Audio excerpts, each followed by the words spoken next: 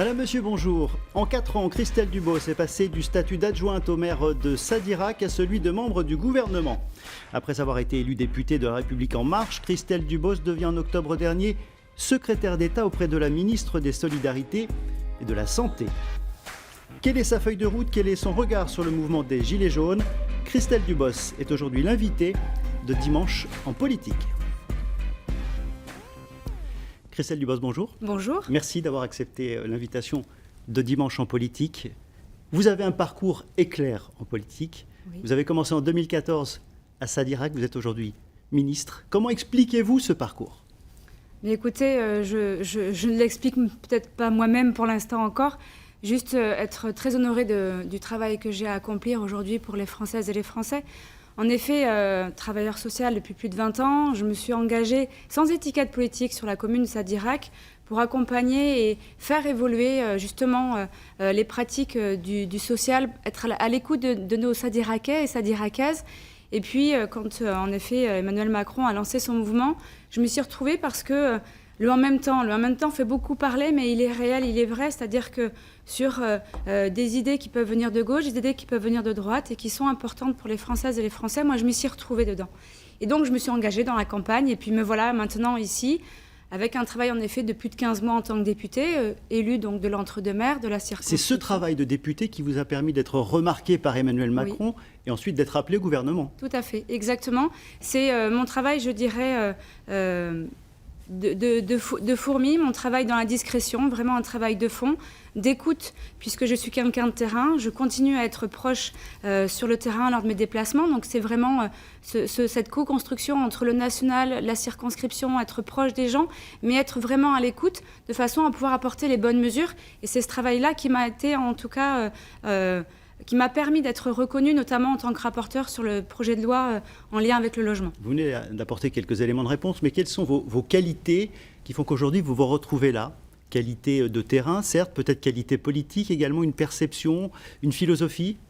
Peut-être plusieurs qualités, et permettez-moi d'en citer peut-être une ou deux. C'est d'abord une connaissance réelle et fine du terrain, c'est ce qu'on vient de dire, plus de 20 ans avec... je ne dirais pas un regard à 360, parce qu'on apprend toujours et je continue à apprendre et on se nourrit toujours de la relation et des rencontres avec les Françaises et les Français. Donc je pense que c'est une connaissance vraiment du social et de la solidarité sur les dossiers que je porte au niveau du gouvernement sur ces sujets-là. Et puis peut-être en effet une discrétion et une simplicité, voilà, auquel moi je m'y attache et auquel c'est pour moi un point de vigilance sur lequel je dois rester et je reste en tout cas... me semble-t-il, comme je suis, c'est-à-dire simple et naturel. Alors, est-ce que vous avez trouvé votre place au sein de ce gouvernement? On connaît l'actualité du moment, on va y revenir, mais est-ce que c'est difficile de trouver sa place dans un gouvernement lorsque l'on arrive de Sadirac, en Gironde, avec un parcours relativement court en politique? Écoutez, le gouvernement m'a laissé entièrement ma place, dans le sens où nous sommes sur un collectif, nous travaillons en effet tous ensemble, même si parfois... c'est pas l'image que les Français voient en premier dans le gouvernement. Moi, j'ai eu un très bel accueil, un très bon accueil de Agnès Buzyn, donc ma ministre de tutelle au niveau des... La ministre de la Santé. Tout à fait, Santé et Solidarité. Et on travaille vraiment en concertation l'une et l'autre parce qu'on se complète sur des champs qui ont une nécessité de regard croisé. Et donc, un très bon accueil de la part de mes collègues ministres, oui. Alors, je le disais, vous arrivez dans un contexte difficile. En octobre, vous n'aviez pas imaginé, j'imagine, ce mouvement des Gilets jaunes. Comment est-ce que vous le jugez, ce mouvement aujourd'hui? Quel est votre regard sur cette situation? Mon regard sur la situation, pour moi, je ne le découvre pas et je pense qu'on est nombreux à ne pas le découvrir à partir du 17 novembre. En tant que travailleur social... Ça veut dire qu'il ne vous surprend pas, ce mouvement? Il est latent, ce mouvement est latent, cette colère est latente et elle est, certes, elle éclate maintenant depuis quelques semaines, mais elle est beaucoup plus profonde et beaucoup plus lointaine. Et ce que je veux dire par là, c'est que de mon expérience de travailleur social, j'ai rencontré, moi, ces gens-là qui se battent pour leur fin de mois, qui se battent parce que la peur contre le fait de ne pas pouvoir évoluer, de ne pas permettre à ses enfants d'évoluer professionnellement et de s'en sortir. Pour moi, c'est quelque chose que j'ai côtoyé pendant plus de 20 ans et c'est pour ça d'ailleurs que je me suis également engagée dans un premier temps à Sadirac et puis après, au-delà bien évidemment en tant que députée et maintenant membre du gouvernement parce que justement il fallait combattre cette résignation, cette défiance des Français vis-à-vis de la solidarité et je crois que nous avons un rôle à jouer et le grand débat qui s'ouvre à partir de la semaine prochaine, à partir du 15 janvier... On va y revenir un peu plus tard dans cette émission pour expliquer ce grand débat. Mais ça veut dire que si vous aviez perçu ce malaise, dans l'entourage d'Emmanuel Macron, il n'y a pas eu suffisamment d'alerte pour anticiper cette problématique ? C'est pas avoir anticipé. Les mesures concrètes, c'est moi pour avoir rencontré des gilets jaunes et continuer à en rencontrer régulièrement. Quand ils nous posent certaines questions, on leur dit mais ces mesures, elles existent déjà, les réponses sont déjà apportées. Je crois que c'est plutôt un problème de communication et c'est pour ça que nous souhaitons réouvrir le dialogue. Vous pensez que ce n'est pas plus profond que cela aujourd'hui, qu'on n'est pas au-delà d'un problème de communication ?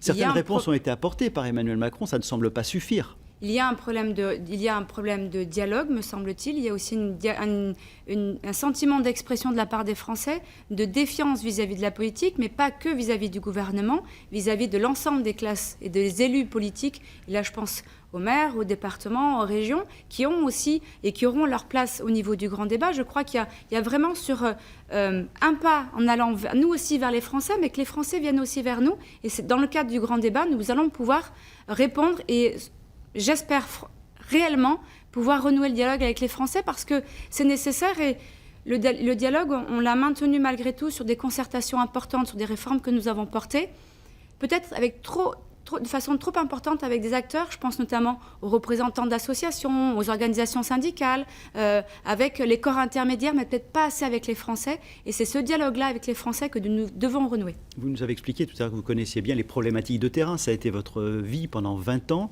Est-ce que vous comprenez aujourd'hui les revendications des Gilets jaunes ? Bien évidemment. Alors, on les entend, on les comprend. On y apporte des mesures. Les premières mesures qui ont été votées en décembre sur les 4 mesures, je vais en prendre une seule sur la prime d'activité. La première mesure, la première demande des Gilets jaunes, c'était la question du pouvoir d'achat. La prime d'activité était déjà prévue puisqu'elle a été mise en œuvre dès 2018. Sauf que nous l'avions lissé dans le temps. On a entendu qu'il fallait aller plus vite, qu'il fallait répondre plus concrètement à leurs besoins et à leurs demandes. Donc, à partir du 1er janvier, nous avons augmenté de façon conséquente et de façon plus rapide la prime d'activité, qui sera de 100 € minima par mois en fonction de la situation. Mais nous avons aussi élargi, c'est-à-dire que nous avons permis à des personnes qui, initialement, ne seraient pas rentrées dans la prime d'activité d'en bénéficier. Je vais prendre un seul exemple. Une personne célibataire qui, avant, en 2018, pouvez prétendre de la prime d'activité avec des ressources allant jusqu'à 1 500 €. À partir du 1er janvier, elles peuvent y prétendre avec des salaires allant jusqu'à 1 800 €, privés, publics, indépendants, agriculteurs. Vous apportez des réponses et pour autant, le mouvement ne s'arrête pas. Vous ne semblez pas être entendu. Pourquoi ? Pour quelle raison ? Pourquoi est-ce que le message ne passe pas ? C'est pas suffisant ? Ça ne va pas assez loin ? Je pense que, d'abord, nous faisons bien, et avec les membres du gouvernement et le Premier ministre et le Président de la République, font très bien la part des choses entre les Gilets jaunes qui continuent à manifester pacifiquement sur on a besoin d'être entendu, on a besoin d'être écouté, etc. Et ceux pour qui se battent pour leur fin de mois, pour qui c'est difficile, et ça on les entend, on les comprend, on a mis des mesures et on leur propose de venir dialoguer avec nous à partir de la semaine prochaine. Et puis il y a ceux qui se battent contre la République, et là il n'y aura que l'ordre de la République, la sécurité qui répondra à cette problématique de violence. Donc deux publics, 2 personnes, 2 groupes sur lesquels nous faisons bien la différence. Justement, vous parliez de ces violences. Bordeaux fait partie des villes les plus concernées par ces violences depuis le début du mouvement. Pour le gouvernement, c'est un constat d'échec, ces violences incessantes chaque semaine ? C'est pas un constat d'échec. Nous y apportons les mesures d'ordre par rapport à cette violence, sur notamment une loi supplémentaire ou différenciée pour permettre en effet aux Françaises et aux Français qui veulent manifester de pouvoir le faire en sécurité, ça c'est la première chose, avec des forces de l'ordre qui sont présents. Et je tiens à remercier leur travail, leur professionnalisme au quotidien parce qu'on leur demande beaucoup et ils sont présents, ils sont au rendez-vous pour assurer la sécurité et l'ordre dans notre pays.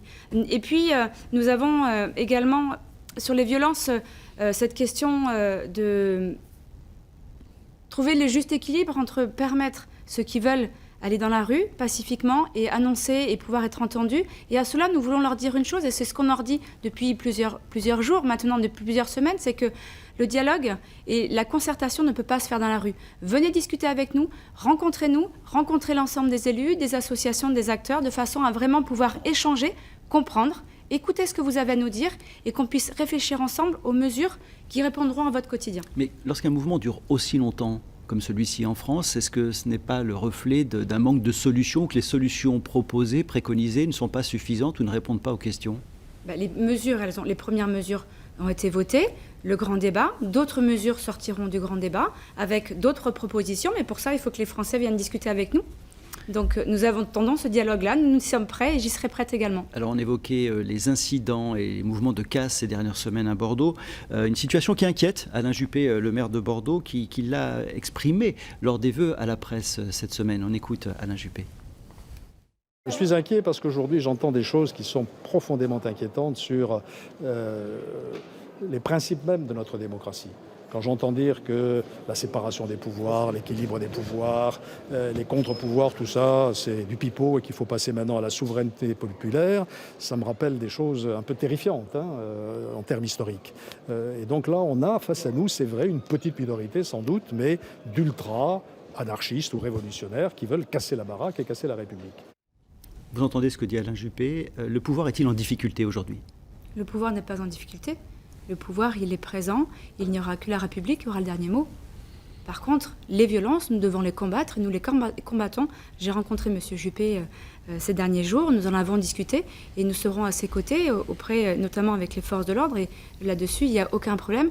La République est présente, la République se battra, et elle ira dans le dialogue avec les Français, et elle se battra contre ces violences-là qui sont inadmissibles et inacceptables. Alors des violences à Bordeaux, et puis cette semaine également, la sous-préfecture de l'Espar à Médoc incendiée. C'est également un symbole de l'État attaqué. L'État n'est plus respecté en ce moment en France? Ces images sont choquantes. Alors je reste très prudente parce que je n'ai pas le fond du dossier, oui. Il y a une enquête en cours. Absolument. Juste en effet, rappeler certaines choses, c'est que nous faisons... Je ne pense pas que les personnes qui ont mis feu à la sous-préfecture soient celles qui ont été dans la rue le 17 novembre pour se battre, pour exprimer une inquiétude et exprimer un sentiment, je dirais, d'isolement ou d'abandon. Et c'est avec cela et pour cela que nous mettons le dialogue, et c'est avec cela que nous devons apporter les bonnes mesures et les bonnes réponses.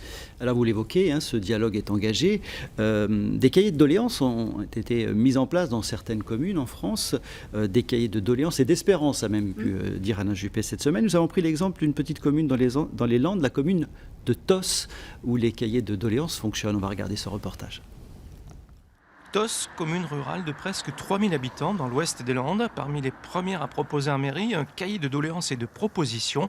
Après 2 semaines de fonctionnement, on y relève pêle-mêle des demandes de justice sociale et fiscale ou d'installation d'un radar en centre-bourg et sans surprise des mesures en faveur du pouvoir d'achat, notamment pour les retraités. Pour que les gens puissent vivre dignement à la fois de leur travail et aussi de leur cotisation de retraite. Je dirais parce que les gens qui ont travaillé pendant des décennies, j'estime qu'ils méritent un regard plus intéressant et plus louable vis-à-vis de leur cotisation, quoi. Jean-Claude Daloued, le maire, n'a pas attendu le lancement plus ou moins officiel du grand débat national annoncé par le président de la République pour recenser les problèmes et les revendications de sa population sur un cahier de doléances, registre informel, qui permet aussi de rappeler son rôle de gestionnaire de proximité. Et je crois que c'est une bonne opportunité de, c'est ce que demande l'Association des maires de France aujourd'hui, c'est qu'ils ne sont pas opposés, ils veulent rentrer dans la discussion et être, des partenaires et faire remonter les problèmes et d'essayer de les traiter ensemble. Christelle Dubos, qu'attendez-vous de ces cahiers de doléances et de ces propositions ? Écoutez, les cahiers de doléances nous servent et continuent à nous servir sur la mise en œuvre du grand débat, de façon à pouvoir ajuster les thématiques qui seront travaillées dans ce grand débat. Donc elles nous servent, elles vont être, ces mesures et les propositions seront bien évidemment, comme les autres, répertoriées, travaillées, et sur lesquelles nous aurons une restitution qui sera faite au-delà du grand débat et de la concertation, de façon à pouvoir apporter et faire travailler, je dirais bien, avec les Français et pour les Français, sur de nouvelles mesures qui devront arriver dans les mois qui arrivent. Alors ce grand débat, Emmanuel Macron souhaite qu'il soit lancé le 15 janvier, dans quelques jours. Tout d'abord, est-ce que vous êtes favorable, vous également, à ce grand débat ? Tout le monde ne semble pas favorable au sein du gouvernement, ou en tous les cas, certaines personnes réfléchissent à l'idée de lancer ce grand débat. Vous êtes favorable ? Moi, j'y suis favorable et j'y participerai.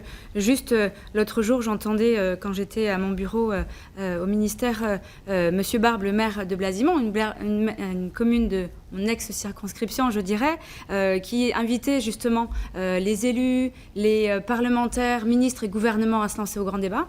Écoutez, dans quelques jours, je prendrai contact avec lui. Je suis prête à animer avec lui, s'il le veut, sur sa commune, une réunion avec ses habitants et les concitoyens aux alentours. Alors justement, pour bien comprendre, quelle forme va prendre ce grand débat ? Il va durer d'abord 2 mois ? Tout à fait. Quelle forme va prendre ? Comment pourront s'exprimer les Françaises, les Français à l'occasion de ce grand débat ? Sur plusieurs choses. D'abord sur l'animation de réunions d'initiatives, de réunions de débats d'initiatives citoyennes, sur lequel vous allez avoir une plateforme numérique qui va permettre aux organisateurs de ces réunions de pouvoir s'inscrire, soit sur des réunions publiques, soit sur des réunions sur lesquelles vous avez une organisation, une association qui préfère plutôt travailler en individuel de façon privée et qui vont pouvoir après faire la restitution. Donc vous allez avoir sur ce site-là toutes les réunions publiques et privées qui seront répertoriées avec le nombre de personnes qui souhaitent y participer. Vous aurez également sur cette plateforme la possibilité de pouvoir vous exprimer, que les Français puissent s'exprimer, répondre à des questions sur lesquelles on leur demande de s'exprimer sur des sujets, sur les 4 thématiques, sur la vie quotidienne, fiscalité, dépenses, organisation. C'est un débat sur des thématiques, des questions fermées. Il ne peut pas y avoir une liberté totale. Est-ce qu'il y aura des sujets tabous ? Écoutez, il n'y a pas de sujet tabou. Je crois que nous n'avons rien à cacher avec les Français. Nous sommes toujours sur des instances de vérité. Tout sujet est en effet important à porter. Cependant, je ne vois pas comment est-ce qu'on peut remettre sur la table des textes importants qui ont fondé notre société. Je pense notamment à l'IVG, à l'abolition de la peine de mort, mariage pour tous. Ce sont des sujets... Pas de discussion sur ces points-là. Sur ces points-là, hors de question qu'il y ait des sujets. On voit dans les premiers sondages qui apparaissent et les premiers retours des questions qui se posent, et notamment des interventions sur comment limiter le privilège des élus. Ça, c'est quelque chose qui revient énormément. Rétablir l'ISF également, et puis instaurer le référendum d'initiative citoyenne. Ce sont vraiment les choses importantes qui vont apparaître lors de ce débat-là. Ce n'est pas la priorité qui est donnée par le gouvernement sur le débat. Nous avons en effet entendu initialement les Français, et notamment les premières manifestations des Gilets jaunes, qui étaient de dire notre pouvoir d'achat, justice fiscale, justice sociale, transition écologique. Nous revenons également sur ces sujets. Après la marche, certains sujets seront ouverts. Ils seront bien évidemment traités, regardez, et le RIC, ce que vous appelez le RIC, etc., revient sur des sujets dont je viens de parler à l'instant, sur lesquels, si c'est pour revenir sur des dossiers qui ont fondé notre société, il est hors de question qu'on revienne dessus. Vous allez forcément avoir de nombreuses propositions, des sollicitations, des demandes. Qu'allez-vous faire de toutes ces réponses, de toutes ces demandes ? Comment allez-vous utiliser ? Allez-vous pouvoir donner satisfaction ? Concrètement, à quoi va servir ce grand débat national ? Ce grand débat, d'abord, en effet, il y aura les propositions et les remontées suite à ces débats et ces réunions. Vous aurez également la plateforme numérique, comme je l'ai expliqué. Vous aurez également des lieux sur, je dirais, ce qu'on appelle un stand mobile, que vous pourrez retrouver sur un marché, un hall de gare, etc., de façon à permettre à l'ensemble des Français de s'exprimer de façon différente et là où il peut s'exprimer. Oui, mais est-ce que le gouvernement, est-ce que le président de la République sera en mesure de répondre ? Et après, derrière, donc sur l'ensemble de ces propositions, des premières synthèses qui seront soumises à des débats aussi beaucoup plus larges au niveau des régions, où là, vous aurez un tirage au sort d'une 150 citoyens qui seront tirés au sort, sur lesquels on les fera réfléchir en disant, voilà, les premières mesures, les premières propositions des réunions publiques et des différents débats sont ceux-là. Qu'est-ce que vous en pensez ? Et là, on aura un panel de Français, et puis nous aurons une synthèse, nous aurons des propositions, et sur lesquelles la synthèse sera bien sûr portée par le gouvernement et travaillée avec le gouvernement et les acteurs. Alors, je l'ai dit en ce début d'émission, vous êtes secrétaire d'État auprès de la ministre des Solidarités et de la Santé. Revenons sur votre feuille de route. Aujourd'hui, vous travaillez notamment sur toutes ces problématiques de pauvreté, de solidarité. Comment faire bouger les choses, sachant que c'est un domaine que vous connaissez particulièrement bien, vous nous l'avez dit en début d'émission. Tout à fait. Donc, comment faire bouger les choses ? D'abord, sur, je dirais, deux orientations qui nous semblent importantes. C'est apporter des mesures concrètes maintenant pour éviter pour permettre aux Français qui sont actuellement dans une situation de pauvreté de s'en sortir. Je pense notamment à des mesures spécifiques sur de l'accompagnement global. Et qu'est-ce qu'on entend pour accompagnement ? C'est permettre à chaque personne... Plus de 8 millions de Français dans une situation de pauvreté en France aujourd'hui, c'est bien ça ? Plus de 8 millions de personnes. Plus de 8 millions de personnes sont actuellement en situation de pauvreté en France. Et pourquoi elles sont dans une situation de pauvreté ? Parce que vous avez un système Solidarité nationale qui est extrêmement présent, qui fait de belles choses, mais qui est très complexe. Donc vous avez entre 30 à 40% des personnes qui ne demandent pas leurs droits, c'est ce qu'on appelle le non-recours, parce qu'elles ne connaissent pas leurs droits. Et ça, c'est inadmissible. Donc c'est pour ça que une de mes feuilles de route, c'est de la simplification, c'est ce qu'on appelle le revenu universel d'activité, dossier unique, prestation unique, en fonction de la situation de chaque... adapté en fonction des revenus de chaque personne. Revenu universel d'activité, proposition d'Emmanuel Macron, mais dans ce département de la Gironde, le président du département, que vous connaissez bien, Jean-Luc Lez, propose lui un revenu de base qui se rapproche un petit peu de cette proposition-là. D'ailleurs, vous allez, je crois, le recevoir en début de semaine prochaine. Est-ce que ce revenu de base préconisé par Jean-Luc Lez pourrait être testé prochainement ? Mais écoutez, en effet, je l'ai déjà eu au téléphone à plusieurs reprises. Je l'avais rencontré en tant que député. On avait déjà eu l'occasion d'échanger sur ce sujet-là. Je l'ai eu au téléphone et en effet, je le reçois demain au ministère avec les 17 autres départements, puisqu'ils sont 18 départements à vouloir expérimenter ce revenu de base. Donc nous allons travailler ensemble sur l'expérimentation. Ils ont fait un travail formidable, je dirais, et de réflexion sur quels étaient les publics qui pourraient y prétendre, etc. Nous avons besoin, et dans le revenu universel d'activité, nous allons justement lancer cette concertation. Ce qu'on entend en concertation, c'est le travail avec les acteurs, les travailleurs sociaux, les professionnels, les Français, sur qu'est-ce qu'ils attendent. Donc, travaillons aussi avec les élus, c'est ce cadre-là, et cette réunion de demain permettra en effet de pouvoir réfléchir ensemble sur l'expérimentation. Pas encore d'indication pour tester à coup sûr ce revenu de base. Réfléchissons. Ils auront certainement un projet de loi une proposition de loi qu'ils déposeront à l'Assemblée nationale, qui passera dans l'hémicycle, sur lequel le gouvernement, et je pense que ce sera moi également au banc, qui donneront des préconisations sur ce texte de loi, mais on va travailler ensemble. Et l'objectif, c'est que nous sommes pour l'expérimentation. Réfléchissons, savoir si l'expérimentation qu'ils proposent est intéressante pour les Français. Dans le cadre de votre feuille de route, également un travail sur les personnes âgées, l'autonomie pour les personnes âgées, rester le plus longtemps à la maison. Là encore, de quelle manière faciliter le fait de rester à la maison et de mieux vivre en fait cette fin de vie ? Le constat est parti en effet sur... Nous avons actuellement en France 4,8 millions de Français qui ont plus de 85 ans. En 2050, ce chiffre est multiplié par 3. Donc c'est un défi que nous devons relever et nous ne devons pas le relever en 2040. Nous devons le relever dès maintenant. Donc concrètement, la concertation, le dialogue a été ouvert au 1er octobre.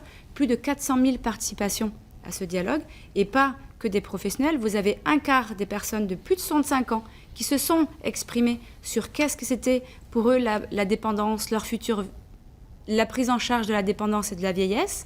Un quart des jeunes, aussi je le tiens à dire, 15-24 ans, qui se sont exprimés sur la dépendance, le grand âge et l'autonomie. Donc ça, c'est important et c'est un très joli travail qu'ils ont fait. On voit qu'il y a beaucoup de concertation. Concrètement, quelle forme ça va prendre ensuite pour permettre d'avoir plus de moyens, des gens formés, des EHPAD qui se développent ? Comment est-ce que vous allez agir, sachant qu'évidemment, là encore, il y a une notion d'argent ? Et donc, par rapport à ces constats et cette concertation, il y a eu, je dirais, un élément majeur qui est ressorti, c'est le rôle de l'aidant. Qu'est-ce qu'on entend par aidant ? C'est la personne qui aide son conjoint, son enfant, parce que nous avons aussi des aidants, des parents qui aident des enfants handicapés, et nous devons prendre en compte justement cette problématique, cette difficulté qu'ont les professionnels et qu'ont les aidants qui sont souvent bénévoles. Donc le rapport va nous être fait et en fonction de ce rapport-là, on ne peut pas décréter des différentes mesures, mais nous avons quelques pistes, notamment sur le congé d'indemnisation de l'aidant. Donc nous y réfléchissons sur des mesures de soutien financier, sur le financement de la dépendance. Ce sont des mesures qui sont sur la table et que nous allons continuer à travailler parce que nous avons en effet un défi et un objectif, c'est de savoir comment la société voudra prendre et pourra prendre en charge et devra prendre en charge les aînés qui seront de plus en plus nombreux. Nous arrivons au terme de cette émission. Un dernier point, vous travaillez auprès de la ministre de la Santé, oui. Nous venons de le dire. L'exemple du collège de Parempuire, un projet de collège ici dans Gironde à Parempuire, un projet de collège au milieu des vignes, dont proche des traitements de pesticides. Est-ce que c'est encore raisonnable de faire ce type d'établissement aujourd'hui auprès des vignobles, avec les dangers que l'on peut connaître ou identifier ? Avec les dangers que l'on peut connaître, que l'on peut protéger également. Le département, à ce que j'ai entendu du dossier, en effet avait cette proposition de terrain. Mais moi, je voudrais retenir une chose de ce dossier, c'est que vous voyez, le dialogue apporte ses fruits parce qu'à un moment donné, autour de la table, vous avez le département qui s'est mis avec l'association de riverains et des parents qui s'inquiétaient sur l'environnement. Et je crois comprendre que mon ex-collègue député girondin Benoît Simian a fait des propositions Oui, d'un autre lieu, d'un autre terrain. lieu. Donc comme quoi le dialogue apporte aussi des Et vous, réponses. quelle serait votre préconisation? Est-ce qu'il faut éviter à tout prix de construire près d'un vignoble qui forcément Alors aura des écoutez, traitements? je vais vous donner un exemple concret. Dans ma circonscription qui est très viticole, l'Entre-deux-Mers, je ne vous cache pas qu'il y a beaucoup de vignes. Quand j'étais députée, j'ai été sollicitée par un collectif de riverains qui se sont inquiétés sur des pesticides. Ils n'avaient jamais rencontré de viticulteur. J'ai fait une seule chose, mettre autour de la table et dialoguer entre le viticulteur et les riverains. Qu'est-ce qui les pendait? C'était des huiles essentielles parce qu'il était en biodynamie. Donc prenons le dialogue, discutons, et je pense qu'il y a des bonnes solutions qui peuvent en émerger. Merci Christelle Dubos, merci d'avoir accepté l'invitation de Dimanche en politique. C'est la fin de cette émission. Dans quelques instants, le flash de la mi-journée, puis vous retrouverez Francis Letellier. Excellent après-midi. Au revoir.